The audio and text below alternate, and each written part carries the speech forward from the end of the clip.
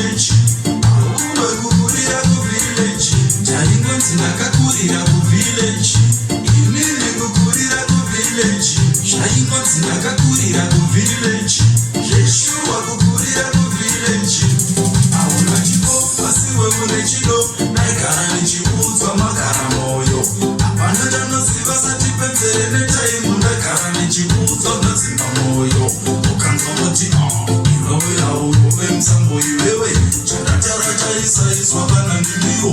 Pana vanainiterera kana ndidawo. Ingoriona iwo. Anyawa zvonzi ndakakurira ku village. Musha kukurira ku village.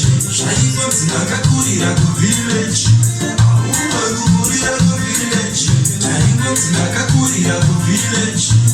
Inini kukurira ku village. Zvaingonzi ndakakurira ku village. Yeshua kukurira ku village.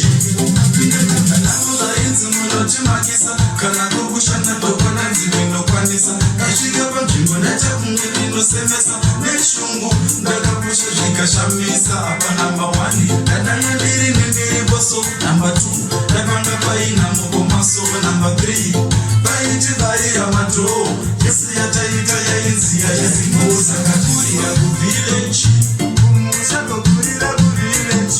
Zvaingonzi ndakakurira ku village. Auwe kukurira ku village.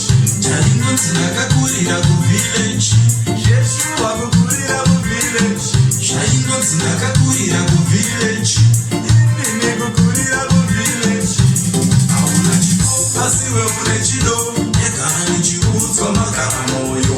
Apana chandoziva sati pedzere netaimu. Ndagara ndichiudzwa zvinodzimba moyo. Ukanzwa kuti iwewe aurove musambo iwewe. Chandatara chaisaiswa kana ndimiwo. Pana kana inditerera kana ndidawo. Ingoriona iwo. Aiwa zvipiko. Yo. Young Man Minister Dr. Entertainers Family Conquering Family Yazimi. And brand new tune coming soon with Pand Mouthplace Entertainment. Tichitonga danzi kunge government.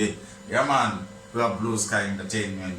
Chiri kufutika chiriti manzi village rhythm coming soon. Tibuya. Shimana na. Yo.